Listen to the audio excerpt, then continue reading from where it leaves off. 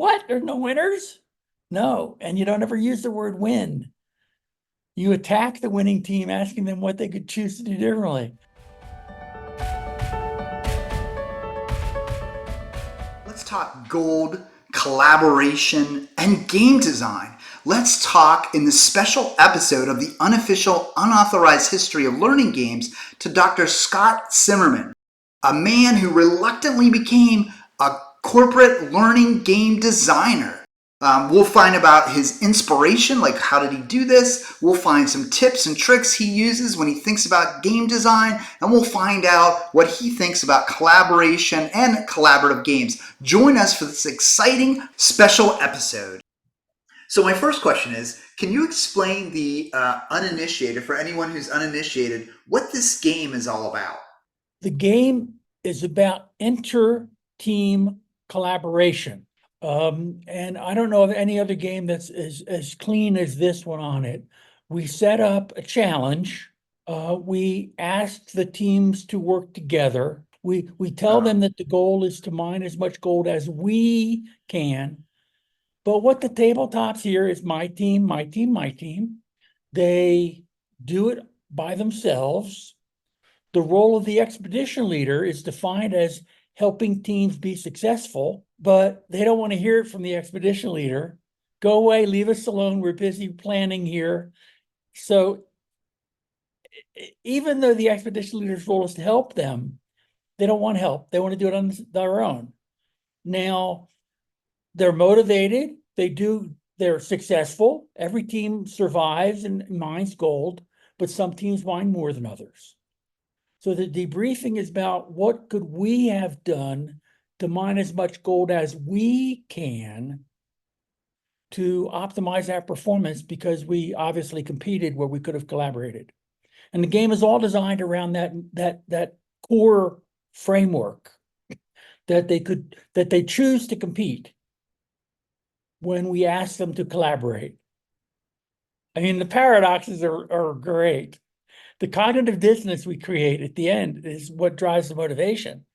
People see what they did, they see what we could have done, we relate it to the workplace, and then they go, well, we could do things differently. Okay, what? And then the ball starts rolling. So the game is about debriefing. It's a fun game, but it's all about debriefing around workplace performance, choices, motivation, and leadership. And Yeah, yeah, so it's been that's fun, man, 30 years. during that process. So why did you pick that setting for, a corporate game on collaboration? I wanted it real. There's so many games, there's space journeys and different things. I wanted to have a real anchor point, something that people could go, aha. Dutchman mine, I was out there in Phoenix. I was out there in the Superstition Mountains walking around a little bit in the campground. And when the game design came, it was just that, yeah, that would be a perfect metaphor. Great visuals. It's a hostile environment. So the mine it's a true story as best we can figure it out. A lot of the nuances are different because it happened in the 1890s, but there's a huge library of books on the Superstition Mountains and the Lost Dutchman's mine. So it was just a natural. I wanted to have something real, and the metaphor of mining gold. I mean, in the case of the Dutchman's mine, the gold's laying there on the ground to pick up. That's the storyline. It's not about shovels and digging, and it's about picking up the gold, mine as much gold as we can. So yeah, and again, American Southwest is such a neat place. It is, yeah.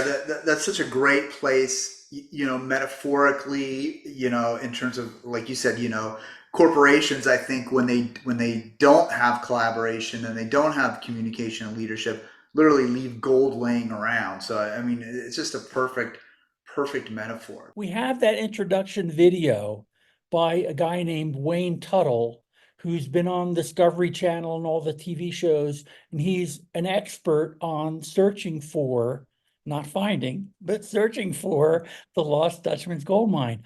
So we got Wayne to give an introduction to the game. Howdy, I'm Wayne Tuttle from History Channel's Legend of the Superstition Mountains. I've been searching for the lost Dutchman mine for over 40 years, and after many treacherous and mysterious journeys, I thought my search would never end. Thankfully, your expedition has indeed found it. I'm excited and thrilled to send you off on your adventure.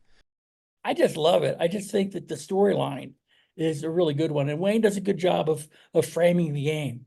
Now, 30 years later, the game's played, literally around the world in Yes. corporations, schools, small consulting companies, basically everywhere. I mean, you're even going to Libya here soon. So it's been played in over 49 countries. So can you tell us, what was the inspiration for the game? How did you develop it? Were you a game developer before? Like, how did this all come about? It comes about from me using another game product that was good, and we got good reactions to it, but it wasn't clean. And by clean, I mean that my goal has been to debrief. I mean, we do any kind of training program on pretty much a lot of things. We want to get the debriefing done. And the game's design, the metaphors were fuzzy. The game was set up as a competition, but then debriefed at the end around, well, why didn't you collaborate?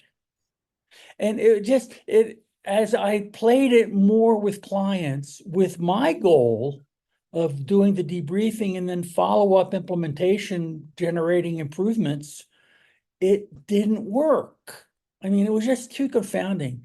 And there were conversations with the game's owners, and it wound up that I was even in a competitive situation selling a game on collaboration.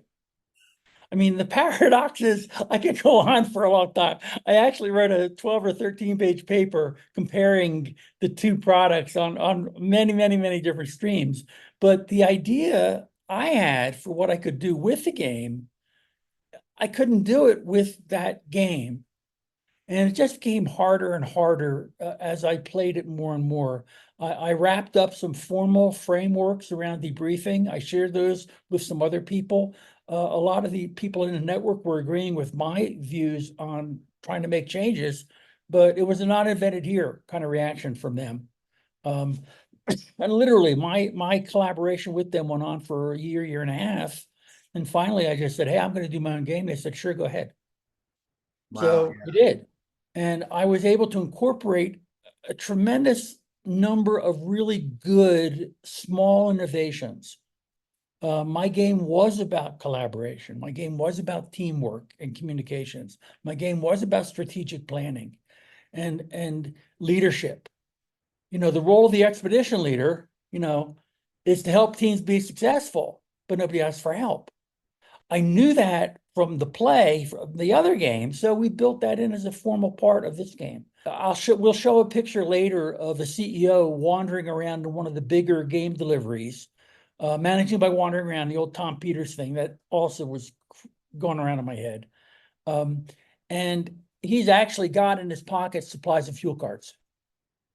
He's wandering around finding out how teams are doing, asking if they need any help, and they, of course, say no. And he's got supplies of fuel. One supply card or one fuel card is often enough for a team to mine $2,500 more gold. $10 for fuel, 20 for supplies, $2,500 ROI. Now, again, logically, what leader would not make a decision to give teams extra resources with that kind of ROI? So again, very congruent with my model of leadership. So yeah, just a whole bunch of my personal experiences. I was senior vice president of 126 retail stores, and they wouldn't collaborate. They were all competitive. And we changed the playing field. And we took the stock from 2 to 42 in a couple of years. It was incredible. Yeah, that's amazing. It's so interesting to me, the reluctance of people to ask for help, and I love that you've incorporated that into the game, and you got the game idea from playing other games and going, "Hey, I could do this better. This could be done differently in a way that's more effective." And I Yeah. think that's really a good lens. I am very kinesthetic. I was an average student in high school, 82 average. I was an average student in college, 223.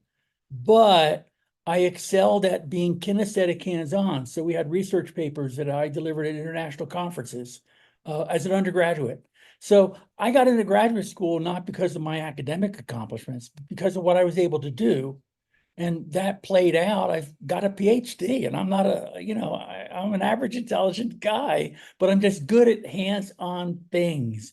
And for me, having an experiential teaching program was huge because I never had one in my educational processes. So what I want to do is just get people to play and then reflect. And we guide the reflection. We ask questions like, how might mining gold, what does mining gold mean in your organization?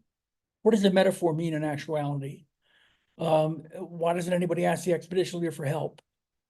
And again, if I can change that dynamic of worker to supervisor, then I think we've done some positive things.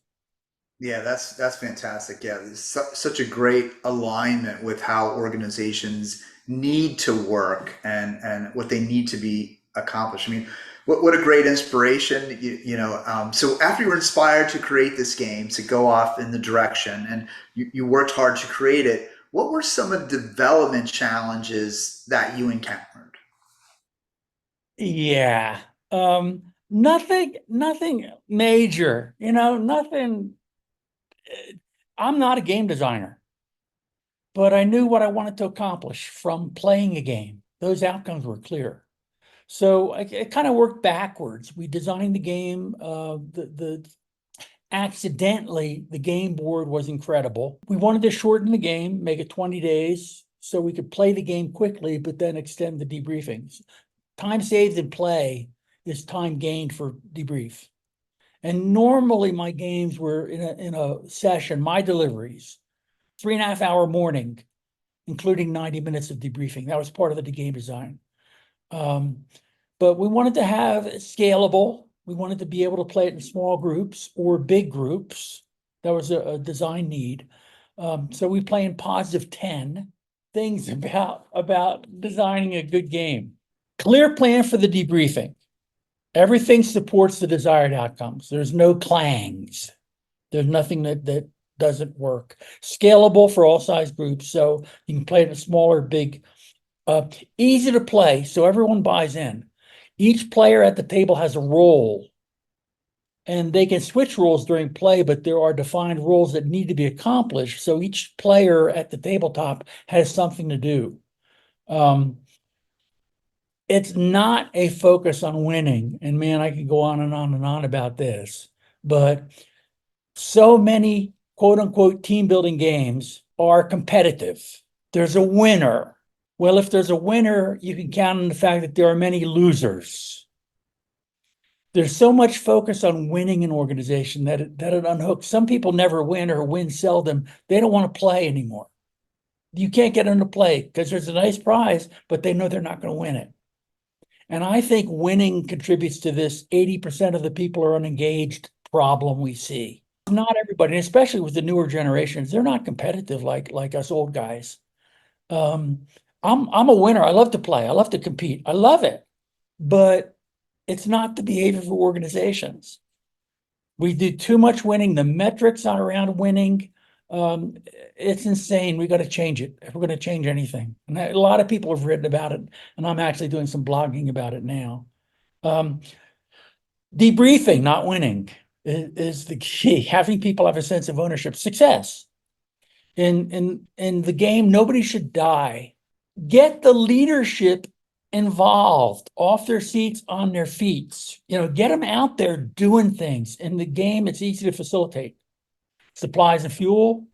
Can I help you? Yes, get more information. I'll get the expedition leader to help you.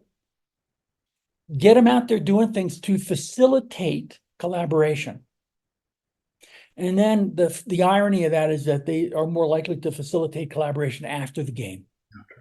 That's what I hear reports.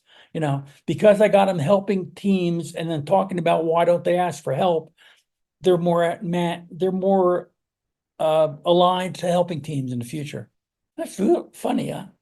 But it's experiential, it's kinesthetic, it's real, This has been, Scott, fantastic. The single word that comes to my mind is collaboration.